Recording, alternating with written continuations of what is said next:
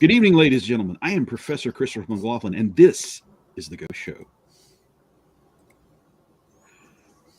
And our theme music no longer works. How about that?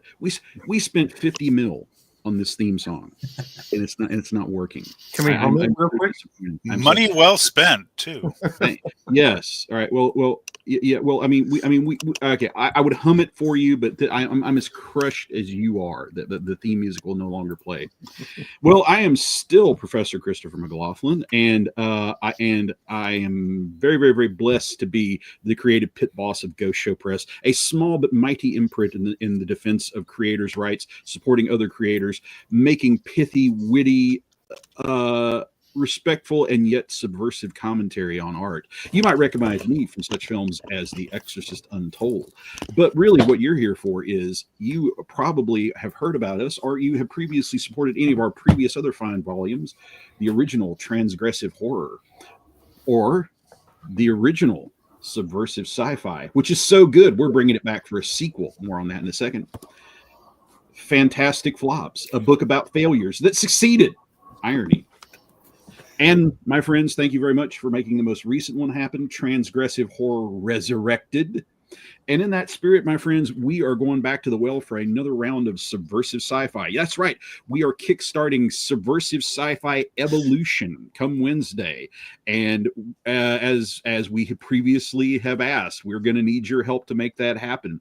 So many people already showing support for this, and so happy about that one. All righty. And we have people here. Hello, everybody. Madam Askew and the Grand Arbiter, thank you all very much. And here we are. With that. There we go. Yeah, okay, that still works. Okay. So there you are. So before we get to our fantastic guests, these terrific creators whose work you're already supporting or you're going to want to support, you can get more of their writing into actual physical media form and electronic formats, by the way, just by going to the link right there at the bottom of the screen and signing up to be notified the moment that our Kickstarter goes live on Wednesday, about 6 or 7-ish in the evening, Wednesday, October the 1st, 6, 7 Eastern time, thereabouts. All righty, but enough from me. I am not good at this, but I'm smart enough to hire people who are. So let me run around the Brady Bunch circle and grid. Sorry. See, I told you I was terrible at this. And let these wonderful people introduce them, starting with the one, the only Tim Thompson. Howdy. I'm glad to be here. Tim, tell us a little bit about yourself and what you do. I am a filmmaker and a theater designer in Houston, and I absolutely love trash cinema, and I absolutely love genre stuff, and that's what we're here to talk about. All right. And next to Tim is a brand new member of the Ghost Show cast. We are so welcome to have his talents aboard. I've read his stuff; it's terrific. You're going to want to read it. But for right now, my old friends, meet my new friend Deb Thierra. Deb, welcome to the show. Hi, thanks, Christopher. I guess just as a brief intro, my full name is actually Devendra Thierra, but I often just go by Dev, just cleaner, easier. In general, but either I will respond to either. I'm essentially a freelance writer, and I enjoy literature, history. So, and whatever medium, I'm very comfortable writing for games, scripts, comics, short stories, etc. And more or less, recently I've retired from full-time work, so I'm going to be going into a lot more, just trying to do a lot more writing. It's a passion I've had since I graduated from university, but I basically worked in IT and finance for a long time, so I'm now just converting to becoming a full-time writer. Wow. Waves of jealousy overcome me that you can retire and just write. Well, yeah, it's been a long time coming. All righty. Well, that surprise music, by God, that's Mike Lafferty's music. There he is, ladies and gentlemen, my esteemed business partner, my longtime friend, and the guy. Basically, okay, I'm the monkey, he's the organ grinder. Okay, I'm just the spastic front of all this, but all of this actually works because of Mike. So, and Mike, if you already may know him as the godfather of the Banff family of podcasts, of which we are a proud member. So, Mike, say hello to everybody. Mike, you're on mute. Hey, I'm just doing this because my parole officer told me it was a good idea to demonstrate, that I had reformed and whatnot. So I thought it was a parole violation to hang out with known felons. yeah, that's also a point. So good to see everybody tonight. How we doing? Sorry, I'm a couple minutes late.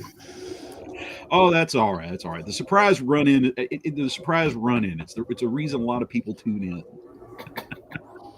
With the steel chair coming from the back row, it's Mike McGlothlin. And there could be no better intro to my longtime friend Justin Moreb, who we really got to know. Well, I got to know him because he's a cool dude, but we really seriously got to know each other because the streams cross, and we wiled away the first part of this millennium ranting and raving on a site dedicated to professional wrestling and tabletop role playing games and how they're eerily alike. And I'm so glad to have him along as part of the Ghost Show cast. So, Justin, please say hello to everybody and tell the folks a little bit about yourself. Good evening, everybody. My name is Justin Maharab. I am returning for my 4th Ghost Show press book.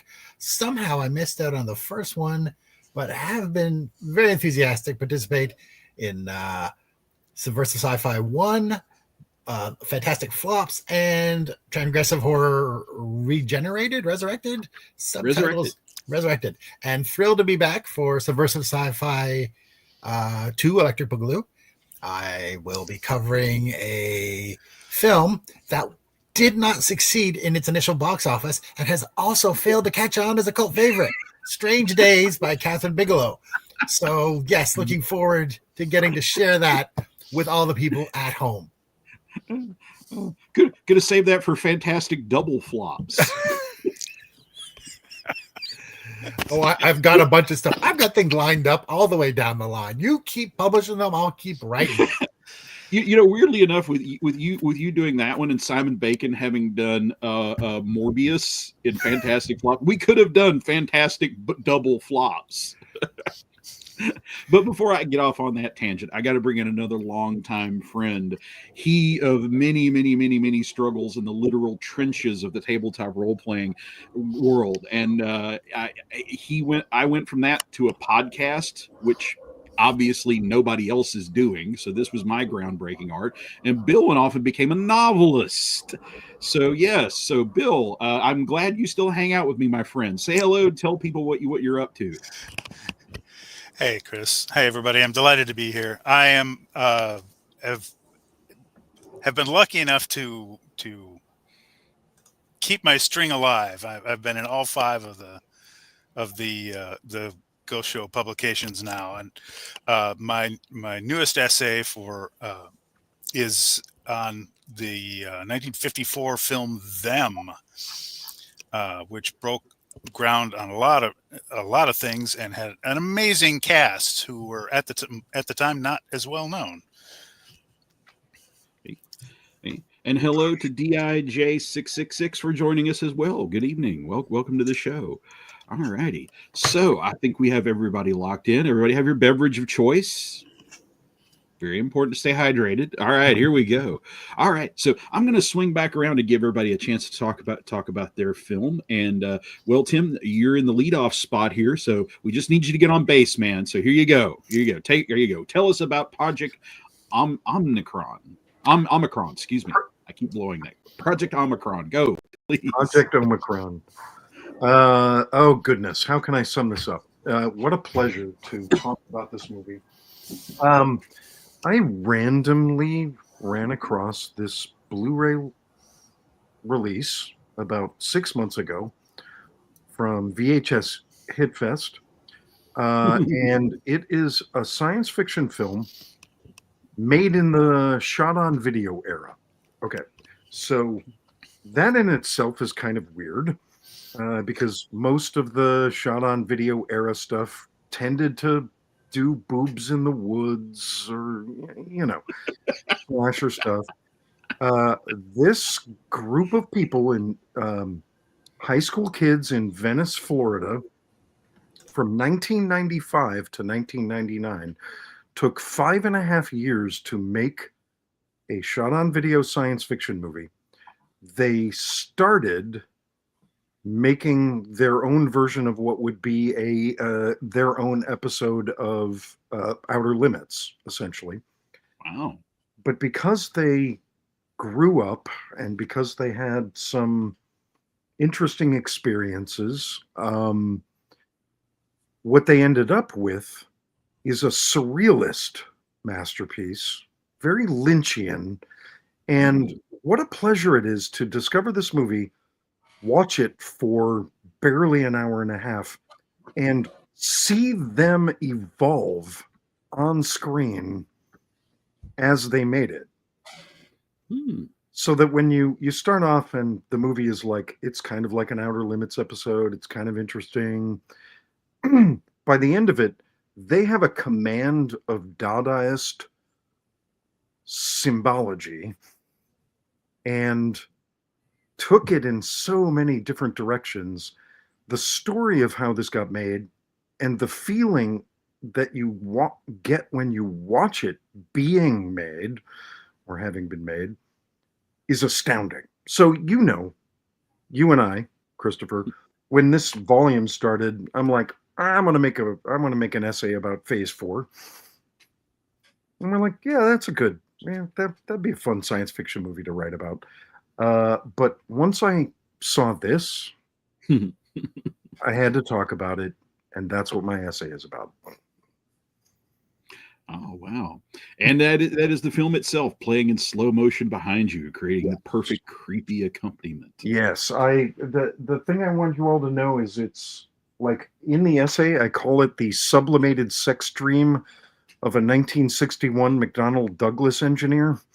But it was made by high school kids in the 90s in Venice, Florida.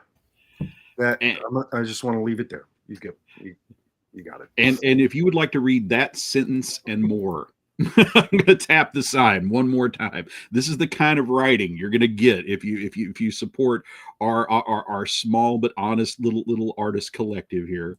Alrighty. Now, let's see here. Now I got to swing it over to Dev. Dev, before I let you talk about your movie, belated congratulations on the Kickstarter for your new comic. I'm really excited about seeing that. Dev, you're on silent, my friend. Sure. I guess since we're talking about that, I'll stick in the chat here. Right now we're on BackerKit. That's where you can pre-order. I guess our Kickstarter is continuing there if you need. So if some folks are still trying to get in, even though our Kickstarter is done, you can get in on BackerKit for us and order some print issues or PDFs or whatever medium you prefer. And again, we're very grateful for the community supporting us in our first comic book. And, we'll see where this journey takes us. Something I've always wanted to do. So on to the movie. So the essay we decided to work on, and again, I worked on it with my writing partner, Jesse Scoble. So the two of us tend to like writing together quite a bit because we find if one of us is stuck, the other one is good enough to kind of carry the weight for a bit or get it going, or we can go back and forth. And really, we found at the end of the day, it ends up allowing us to more quickly and efficiently get things done and get them out there in terms of publishing.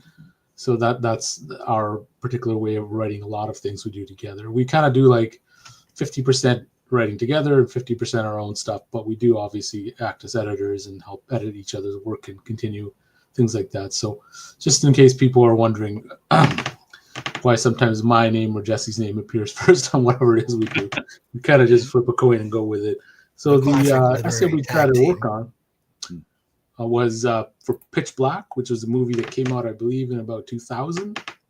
And it's, again, one of those kind of movies that I don't know if it was financially successful or not exactly, but we know at the time it was not. It was under the radar, as it were. And even when we went to see it, we didn't know what it was. We just saw this random thing on a Cheap Tuesday movies we have here. And we're like, all right, let's get the group and go watch this thing. And then we kind of walked out afterwards like, that was actually pretty damn good. We're very much surprised about the depth. At the time, I think the movie was made in like 6 weeks or something like that. And it was just like, okay, they got quite a bit in there. There was, for its time, it was very subversive in terms of how it portrayed the leads and an ensemble cast, etc.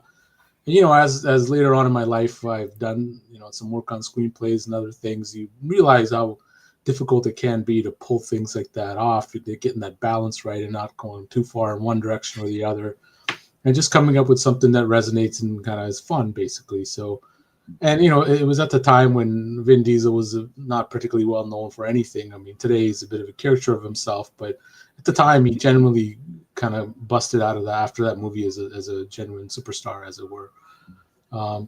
So it's always interesting going back and seeing some of these folks when they first start out and how good they are or whatever. I mean, the movie is a little corny at times, and there's, you can nitpick a lot of plot holes if you really want, but when something's done reasonably well, my brain tends to not want to unravel those particular threads and kind of make it a bad experience. And I'm grateful when that happens, because I'm pretty particular about a lot of things, and I tend to really unravel the the weave, as it were, and not have a fun time often because of that. I that's just the way I'm built, I guess. So I don't know how else to be any different. But it was something we thought, again, was under the radar, and possibly, I don't believe it's really a cult status movie these days, but I think it's one that should maybe be put in on the lower tiers of that particular way of looking at it, because it generally has depth. Like I was, again, in our essay, we talk about how we can compare it to Chaucer's Tales, for instance, the pilgrimages and some of the other things like that. So I guess in our essay, we went with a blend of sort of some comparison to high literature. I mean, some would say Chaucer is somewhat, maybe not quite high literature, because it is quite raunchy, but it's a classic. So there's that, and then we were able to sort of look at some of the more modern tropes and how they kind of navigated that particular kind of storylines or plot points through that movie, in a sense, and we go into that quite a bit, basically, overall. So anyway, that's my little pitch for our essay and for Pitch Black. And for the Chaucer comparison, I'm going to have to tap the sign one more time. That's right. I've read it. It's great, and you will totally buy Vin Diesel and Chaucer working together. Exactly. Here you go. And really, the only way anybody other than us three are going to see that is if you guys click that button and help us make this happen. All righty. So let's see here. So Mike may be talking to his parole officer. So I'm going to come around back around to Justin and give him a chance to talk about the essay that he has been visibly and demonstrably working very, very, very, very, very hard on. And Chris is coming. Look busy, everybody. It's like my research is do I still have Rome? And he's like checking facts and but so yes, a guy who's doing actual research for this book. Look at that. There you go. The man brings the receipts right there. He brings the receipts. There are tabs in these. Oh my God. I'm a professor and I don't do that. I mean, all right. Well, okay. Time for me to hand the floor over to a man who's clearly I have highlighted sections. A man who has worked for this spot and deserved it. Justin, tell us what you're going through all these mighty labors for. Something just fell down. Yes. So my selection for this book is Catherine Bigelow's 1995 sci-fi noir romance, Strange Days, based on a script written by her ex-husband, James Cameron, and a guy named Cox, whose first name I don't remember. Definitely not Ronnie Cox, because he was the bad guy in RoboCop. And it is set in the far future of 1999 on the dawn of the new millennium. And Ralph Fiennes stars as a distributor of illicit experiences, recorded by a strange device called the SQUID, Superconducting Quantum Interference Device. And one day he finds himself getting hands of a crime committed, of a recording of a horrible crime, and he finds himself on the run from who? Well, that sort of gives it away. Police death squads, dark detectives, who can tell? But yes, it is a fascinating movie. I honestly think it's if you look at the filmography of Bigelow and Cameron, they have sort of inverted the classical yin and yang elements. Like his stories that he tells are actually more classically feminine. He focuses on like romance and human relationships. She's much more interested in technical items, and I wish I could have gotten deeper into that, but it wasn't really the subject for that essay. I will mention in the essay that I didn't have time to get into that in that essay. So we all have to learn to live with disappointment, but someone who's much better than me can probably go into that in depth sometime. But yes, and technically it's amazing because these squid recordings are all point of view. And this movie, once again, made in 1995. So they didn't have GoPros. They didn't have head-mounted iPhones, as many talented performers have used to record things that we can't discuss on YouTube for fear of becoming demonetized. So you have to be monetized first before you can be demonetized. So I'm just looking forward into the future. I am making plans. I am building foundation. I am laying foundations. But okay, erotic cinema uses these days, and they didn't have this technology, so she did lots of neat stuff, and it is amazing just to look at this in retrospect and think 1995. You look at the other movies that came out in 95, can't think of the top of them, but this is a couple years after Demolition Man, which I do reference in my essay, and they did not have an entire sequence of first person action sequences, so yes, a technical marvel, a very interesting narrative that I think fumbles the ball. It does not succeed perfectly. You can go back at it and say, yeah, Catherine, what? You thought that was a good idea? And yes, written by an Academy Award winning filmmaker, directed by an Academy Award winning filmmaker, starring Academy Award winning performers. And how did it turn into Congo?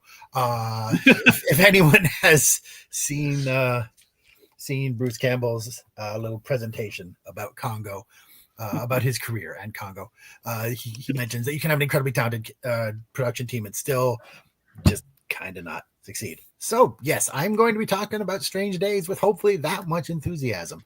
And Angela Bassett, God bless that woman. I love her so much. She should have been the star of this movie.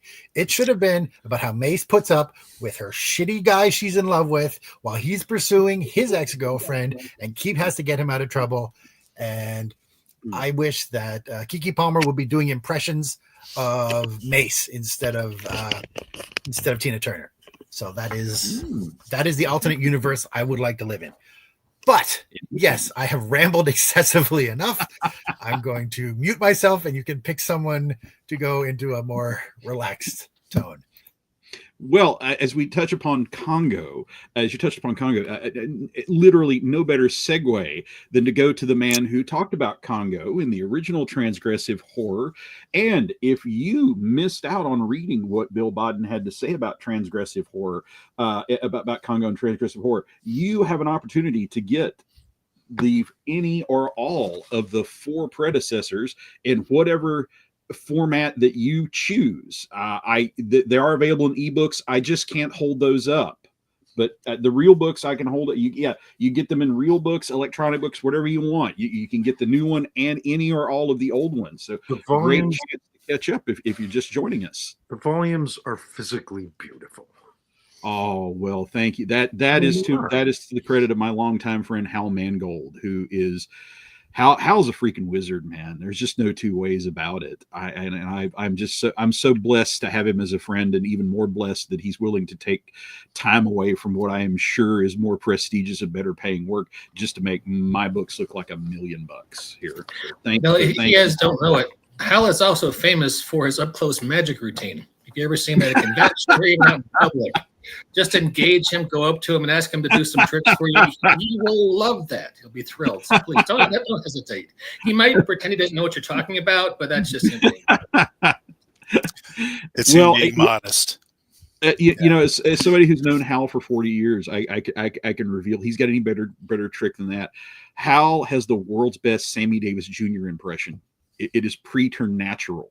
It like the body language and everything. It's like we threatened to get him the wardrobe at one point just to complete that. Okay. But enough talking about old gamer friends. Bill has been very patiently waiting for me to get back on topic, and so so Bill and I go back many years, and I'm so glad. He's another talented writer who I am so blessed to have him on board the team, and he's turned his amazing talents to a film very close to my heart, and he submitted an essay on it knowing that. But as a longtime fan of this film, a film we dedicated an entire podcast to previously, it touched my heart. It made me smile. I'm so happy to publish it. So now I'm going to shut up and have Bill talk about Them. There From you go. 1954. There's so many things to love about this film. It was one of the first of the, giant irradiated monster movies that started coming out in the 50s, as we learned more about the after effects of nuclear radiation, and it's just fantastic. The practical effects are really good, especially for something that was made 70 years ago. I mean, they had some giant ants, and yeah, they look kind of cheesy, but again, 70 years ago. Great lineup in it. Really talented stars in this film from top to bottom, and the writing is sharp. I mean, the dialogue is pretty crisp and totally believable. It's not hackneyed. It's not cliche. It's such a fantastic film, and there are far more erudite people than me who talk about this film at length and make the very legitimate claim that it is one of the best science fiction films ever made. So I am delighted and honored to be able to add my 2 cents worth about this film to the newest volume. All right. Now, our viewers are posting questions and comments. And before I let you go, Bill, this is one I think you are best equipped to address. Our longtime friend and supporter, Sean Vieira, has a Congo comment for us here. So he spoke to Bruce Campbell and said, based on a best-selling author's book, with a good director and cast, it should have worked. So how do you feel about Bruce Campbell's comment that Congo should have worked but didn't? I agree that it should have worked. And I keep flashing back to parody from the animated series Freakazoid, where there's one episode in particular where they keep saying they're watching Congo sort of off screen and say, okay, that's a real gorilla. No, that's a guy in a suit. Keep going back and forth with that. And it is a solid film. And yeah, I wrote about that for the first volume, the transgressive horror. And particularly proud of that title, Diamonds Are a Gorilla's Best Friend. Because the whole point of the plot is they're going into the Congo to try and find diamonds to be able to power satellite technology, basically use them to focus lasers that will transmit information faster and better. So that's the whole point of going into the Congo, and they find all kinds of problems when they get there. Not unlike the film itself and the production company. Yeah, it absolutely should have worked, and I keep trying to promote this film to people who, for the most part, just don't care.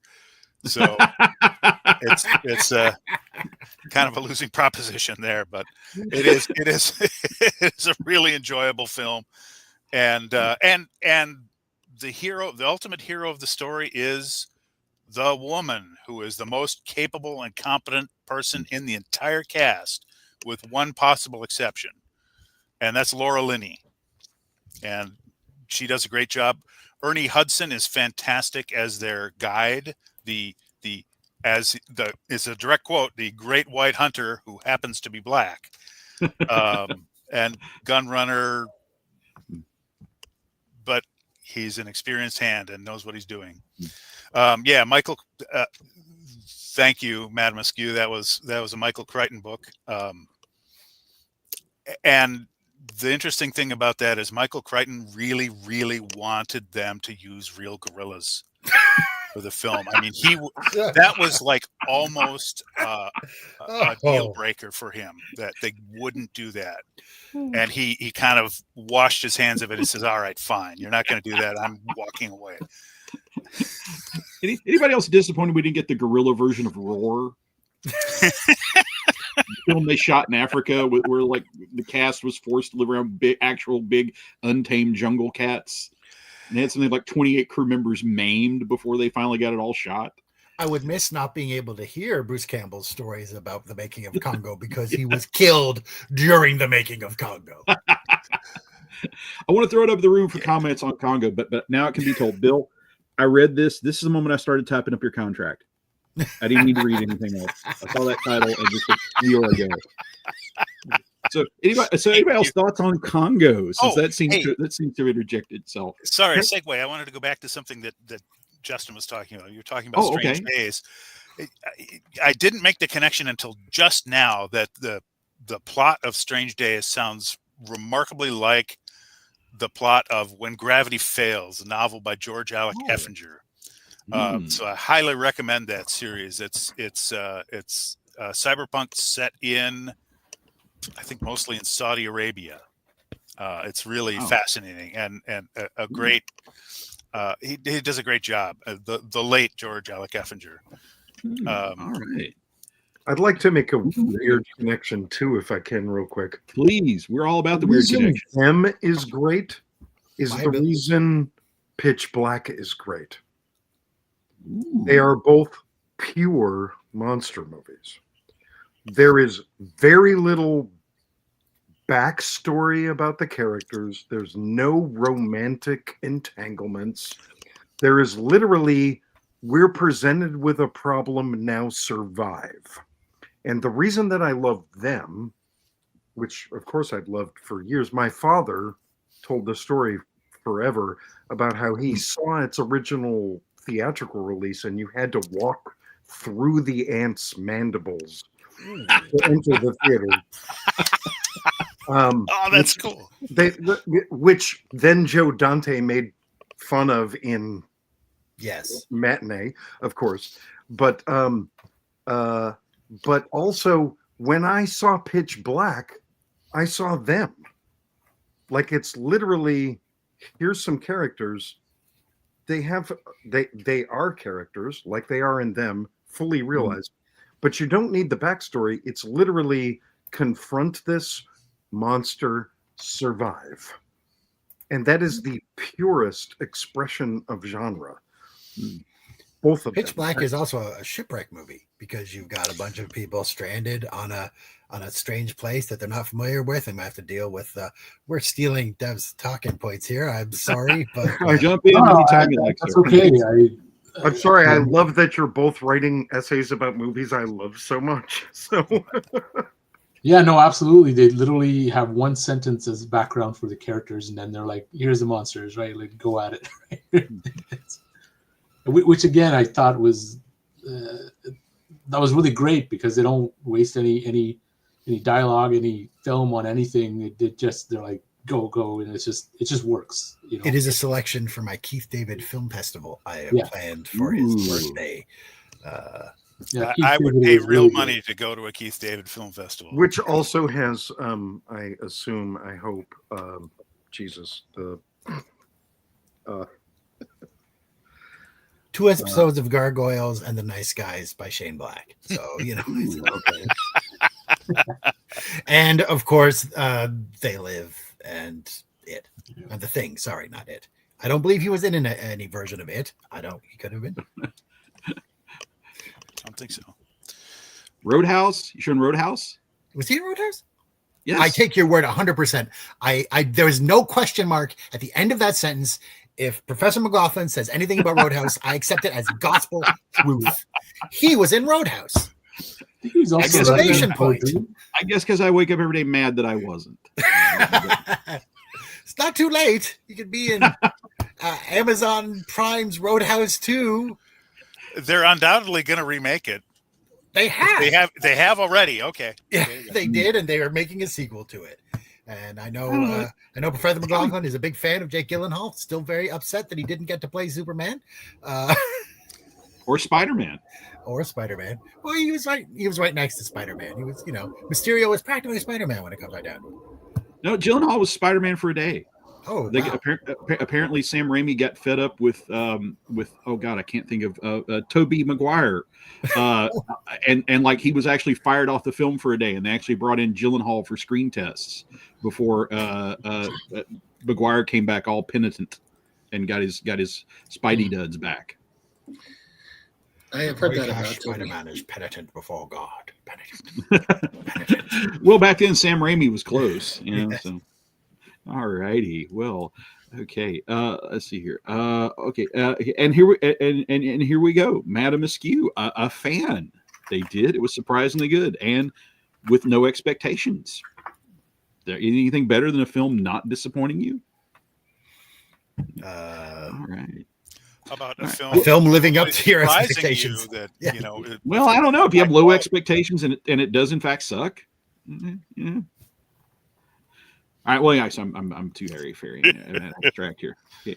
So, one thing that always fascinates me as an editor is I get fantastic works from talented writers writing about films they believe in. But sometimes you hop on that struggle bus and you've got more than one contender. And I always check to see, like, did anybody have a close runner-up for the book that we might be seeing in a future volume?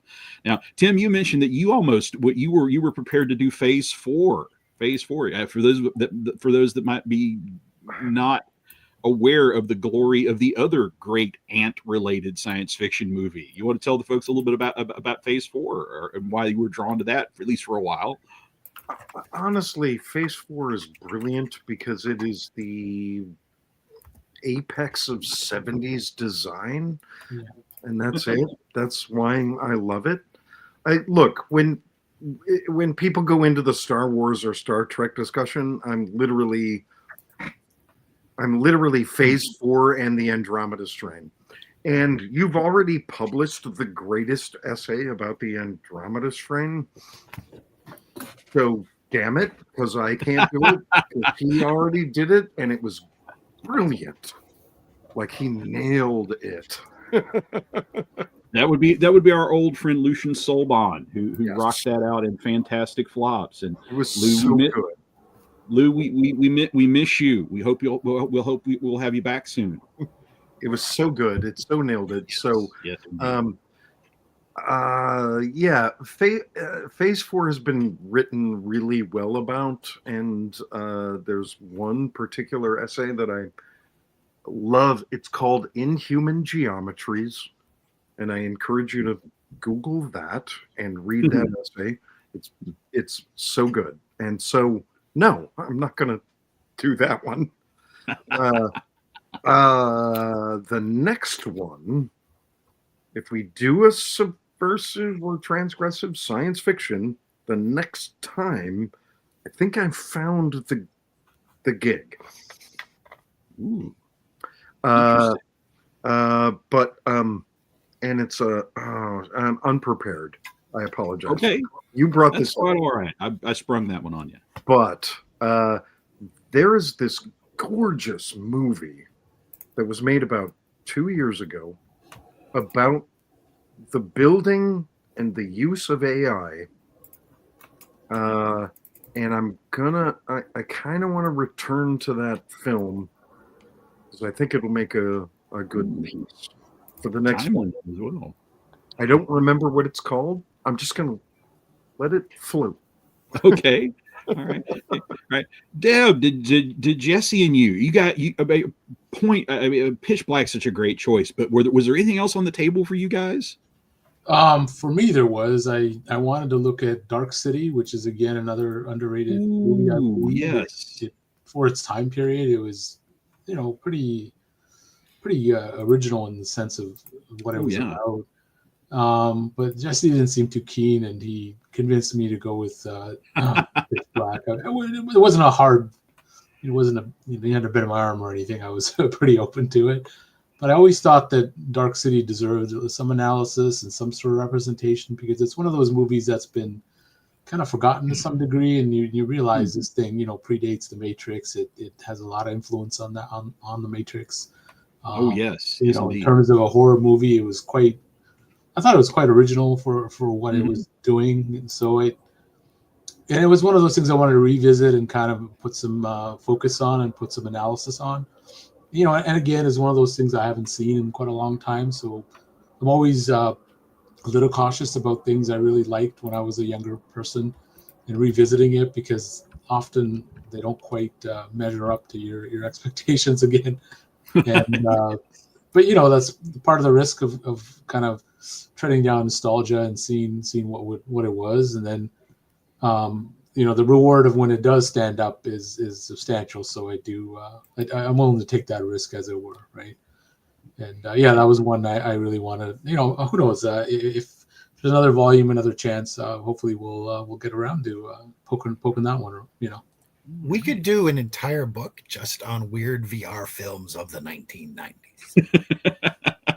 I mean, it's like you've got your Dark City, you got your Matrix, you got your 13th Floor. I think possibly my selection fits in there. Sorry, I literally made a VR movie in the 90s. Oh, there you go. Let's put yours in there. We've got Demolition Man. The substitute for human romantic connection is a mind helmet of some kind. So yes, people love their VR on the Lawnmower Man. Let's keep going, guys. Back me up here. What would we call it? Tell me your writers are Gen Xers without telling me your writers are Gen Xers? Or very early millennials. I don't know.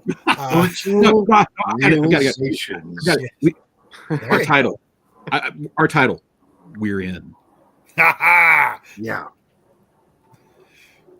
Well, jacking into the Matrix via Jack AOL in is also a good one. All righty. And Alicia Rabb, big fan of Dark City. Yes. And for Ex Machina as well. Yeah.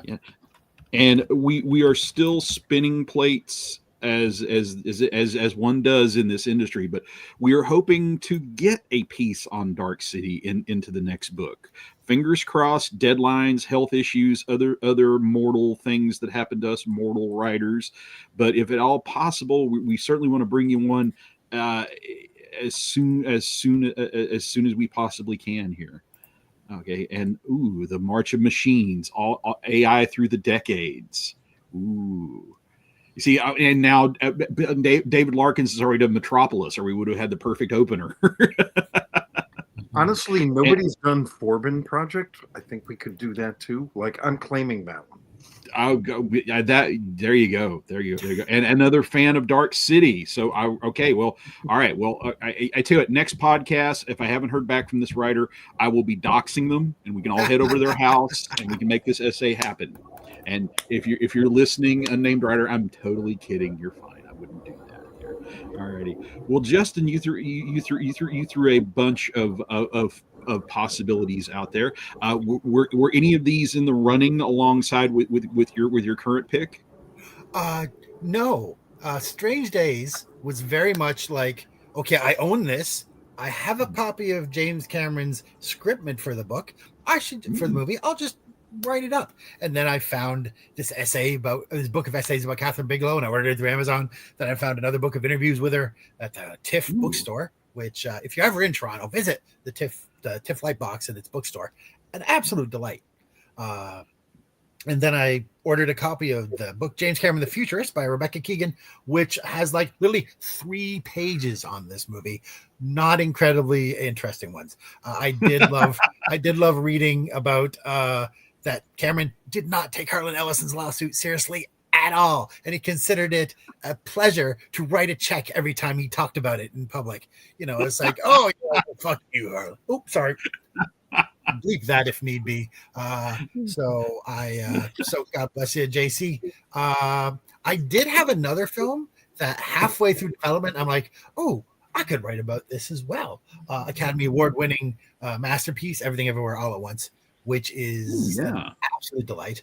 But I'm not a believer in dibs, but I'm just calling that I want to do that when we round back around to sci-fi, because it is not going to fit in flops or horror, although it's a little horror, if depending on how your family relationships are. Right. But I want to give Bill a chance to talk about any runner-ups he had, but before it leaves my 57-year-old brain, if any of these second choices are appealing to any of you lovely people, one of the things we're trying out on this next Kickstarter is if you're willing to become a super backer, a super backer, we will straight up let you pick the film that we're going to write about. You give me the film, I'll find a writer. And I can find you a writer. You want to know how, but I'll find you a writer. Okay, and your essay will be in there. You don't get to see the blood and the guts and the other things that will happen, but your essay will be in there. And also, we're going to try something new. If we hit our goal, after we hit our goal, every $200 we get after we hit that goal, I'm going to go out and find a writer and get another essay into this book. I may round up some new people if you know they owe me money, or I have some compromising photos of them. I may go back to some of these second choices. But yes. Oh, great question about the book here. Are you looking at straight sci-fi or sci-fi horror? We have a very, very broad definition of genres. In fact, one of the things that I love publishing is when people will talk about how, believe it or not, this film fits in a genre. And the first thing that comes to mind is Transgressive Horror Resurrected. We have a piece arguing for why Willy Wonka and the Chocolate Factory, the beloved Gene Wilder children's classic, earns a spot in this book. So yeah, it is long. I mean, for the last Subversive Sci-Fi, I wrote about Punishment Park, which is a film set like a week from when it was made, and your special effects are a Jeep and a tent. So yeah, we're definitely broad enough to envelop sci-fi horror. It might be hard. We might be hard pressed to do it otherwise. All righty, and please, if any of you lovely people are big audience tonight, let's see here. What does it take to be a super backer? We're still working on final tiers, but if you're willing to be extraordinarily generous in your pledge to us, we're willing to afford you all the benefits that we can offer. You can super back your way into a guest shot here on this podcast with us talking about your topic. You can you can pick a movie for us to write about. Let's see here. All right. For an extra surcharge. Yes, indeed. All right. Now, Bill, thank you for being so patient, my friend. Any runner-ups that you want to talk about? I was just racking my brain trying to think of them, and I can't come up with any of them. There were several, but them just went straight to the top, and everything else went out of my head after I had seen it very recently, just before the call went out, and so that was it. It just completely stuck in my head that was the one I wanted to do. I don't blame you. About a year ago, our local Alamo Draft House put that on their biggest screen with their Dolby Atmos sound system. They sold out their biggest theater, and much to my shock, I was the oldest guy there. I was kind of expecting it to be me and a bunch of people that saw it in original release. I mean, the number of young people that went to see it, it was so good, and it was so heartening, and it played so well. I was very happy. And Alicia Rabb, we may have ruined Willy Wonka. Here's another one. There you go. We have destroyed a beloved childhood classic. There you go. John Polizak. I hope you're proud of yourself, my friend. You've wrecked Willy Wonka for the people who read your piece. I hope you can sleep well. I think Johnny Depp already did that, so John's okay.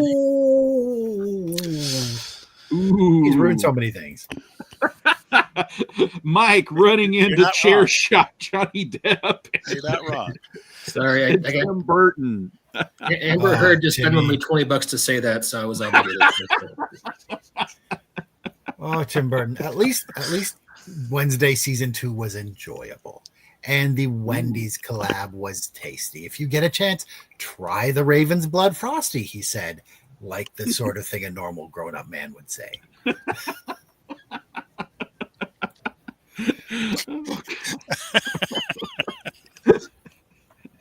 Oh gosh. Oh, he's well. That hit unusually hard, my friend. Sorry. All right. Well, I'm gonna pass this off temporarily to a real podcast host, Mike. We're in the home stretch now. I know you've always got exciting things going on over at Fainting Goat Games and in the rest of the Banff family of podcasts. So, any cool thing that's going on that you want to talk about here? And as we have another fan for the Ravens Blood Frosty, here we go. We are influencing tonight. So Mike, here you go. While the iron is hot, what have you got going on over at Banff and Fainting? I wish I hadn't been banned from the whole chain of Wendy's so I could try out that Frosty. Maybe one day. tinyurl.com/starbeards. I've been slowly creating this space dwarf centric science fantasy setting, and I was going to launch this year, but Wendy's not the same anymore. Yeah, they got rules now. Sorry. That was my wife. Norma dove in. Literally breaking out the "Sir, this is a Wendy's." Anyway, yeah, tinyurl.com/starbeards. You can check out my space dwarf setting. tinyurl.com/space dwarf. You can check out the preview. Unfortunately, due to some chaos in the Savage Worlds marketplace, I'm not able to launch for a few months. And Chris, if you want the details, I can tell you when the show goes off the air. Well, you know me, I am a terrible gossip. So yeah, this is for off the air. That is our current project. We're putting together a bunch of spooky season movie discussion shows that will probably be companions podcasts to what we were doing over here with the Ghost Show. But that's what I got so far. Alrighty. Well, Alicia Rab, a part of our tribe. Absolutely, this is our time of year, and I say that as a guy who's named after Sir Christopher Lee, and I'm married to a lovely woman named Tanith, who my mother-in-law got the name from The Devil's Bride / The Devil Rides Out, whichever version you've seen. So yes, welcome to our wonderful little group here. We have Raven's Blood Frosties. Welcome. All right. So, Tim, you want to talk about other stuff you're working on, cool stuff you're into? Oh, honestly, the greatest thing is that David Rains, my creative partner, and I, who made No Resistance in the early 90s, we are in the final drafts of creating a new indie, totally punk DIY feature called MRI, and we're going to be shooting it in the summer. It's going to take a while, but fantastic! Damn it, this film is great already. Ooh. So I'm super stoked. Thank you. Is this a film about a haunted magnetic resonance imager? Yeah, kind of. It's like about a super fuck up person who is in the middle of an MRI during a Carrington level event and discovers that she/they are the only ones who can see a dimensional incursion, and it's built on the bones of X, the man with X-ray eyes. Ooh. So it is a Gen X, also Corman feature, and we'll see where that goes. All right. So, all right. So, Dev, what are you working on now that now the comic book is getting ready? Is you funded and getting that into general sales? What else you got going on? Well, it's we got issue 1, I guess, in the bag, as it were. So, issue 2 is on the docket. Excellent. It's been written now. It's kind of going through the final stages, ready to go to the artists, and they'll start laying that out. And we're obviously going to issue 3. So overall, we believe it'll be about 10 issues long, and hopefully we can get it out reasonably. I don't know, within the year. Maybe I don't know how long it'll take, but our goal is eventually to publish a collected graphic novel, which we really want to present in some prestige format to folks to get together. The single issues are just partly for myself and Jesse, just the nostalgia of what we grew up collecting and kind of reading and influenced us a lot. But in these days, economically, it isn't really viable to be doing single comic issues, to be honest, which we're learning and discovering at the moment. So there's that. And as always, I'm continually always looking for other things to work on, basically. So we have also in the background various essays and novel and things like that we're working on. They're not quite ready or baked enough for even a preview of any kind at the moment, but we're always interested in a lot of cross-genre stuff. So recently we did a bunch of stuff for Marvel. So if you're interested in some of our gaming material, you can check out the stuff we did on there. I'm particularly proud of the fact they asked us to write the Alpha Flight section, being Canadian. So score. We were even able to sneak in a little reference for our friend Justin here in there. So if you can catch that Easter egg, check it out. Are we allowed to talk about that, Dev? Yeah. But basically, the idea I have now that I said I'm sort of retired into writing is I want to get out there as much as I can in many different genres as I can, in many different medias as I can, and just try and be a prolific writer for the next little while. And pretty much part of that is just it allows me to flex sort of years of ideas and things I've had where I didn't have the time to work on anything.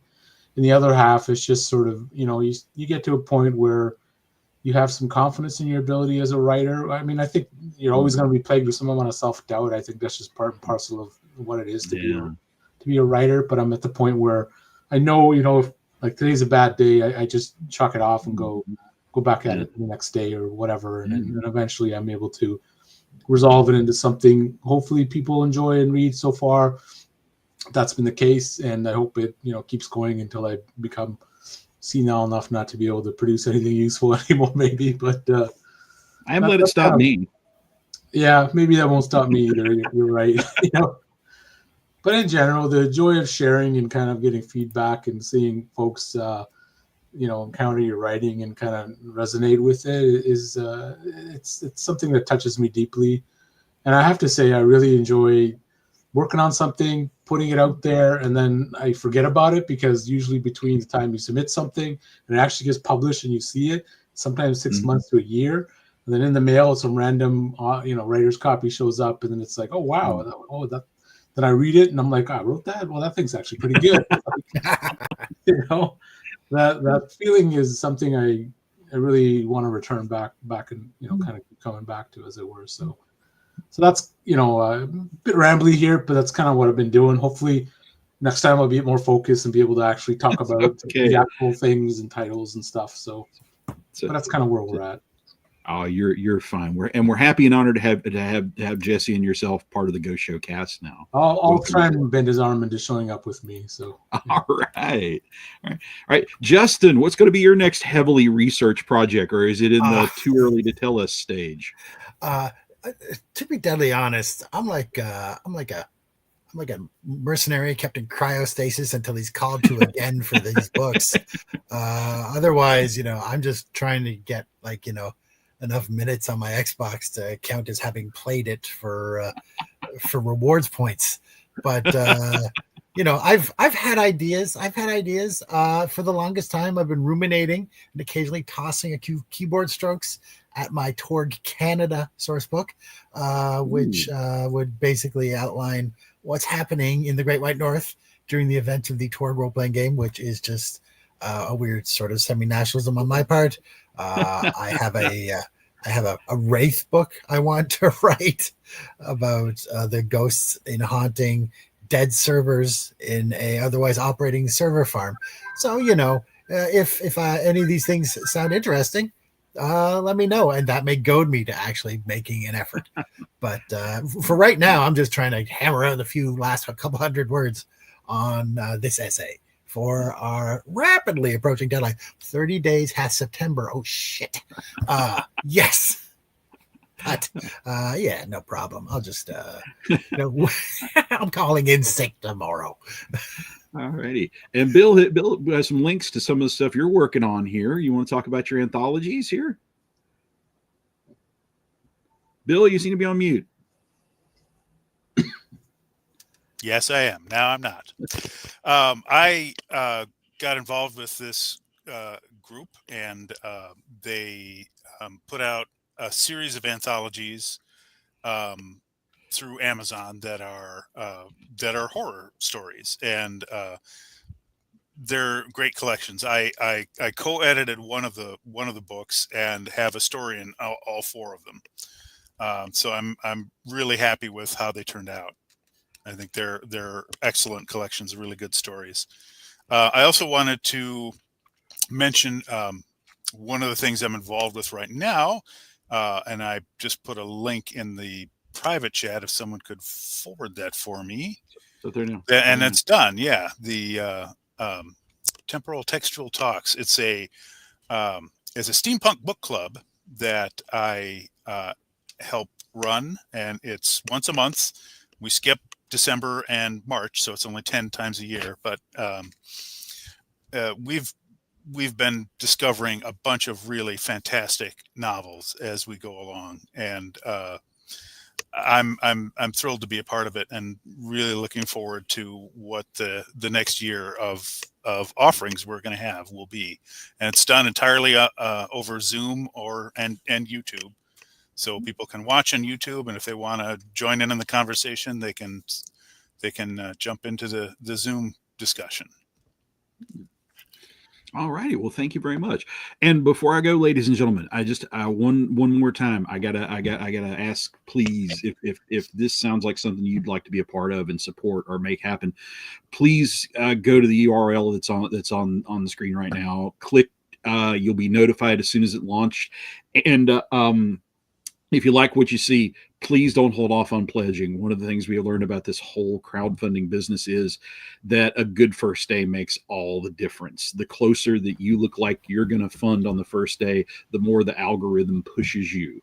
So if you would like to see this book happen ever at all, or if you would just like to give a middle finger to AI created slop and strike a blow in favor of very human writers writing human things about human art, give what you can that first day, and that will put it before more eyeballs, and we can make a fifth volume happen. Because really, shouldn't everybody's goal be getting to the point where I have to hold up so many of these that I can't anymore, and you get to see my comic pratfalls with my complete inability to hold up the collection anymore? Really, let that be your goal as well. Well, thank you for tuning in tonight. We will be right back with you a week from now, which is Sunday, October the 5th at 8 o'clock Eastern time, with more members of our wacky cast. We'll have launched at that point, so you may get to see me happy drunk or sad drunk. So yeah, we will see, but we will be here, and we thank you for joining us then. We look forward to seeing you then. And we thank you for all the support you've given us in the past, all the support you've given us on this project, and all you do to make Ghost Show happen. But for right now, we have to call tonight's session an end. And I am Professor Christopher McGlothlin. It has been my honor and pleasure to be the creative pit boss of the Ghost Show.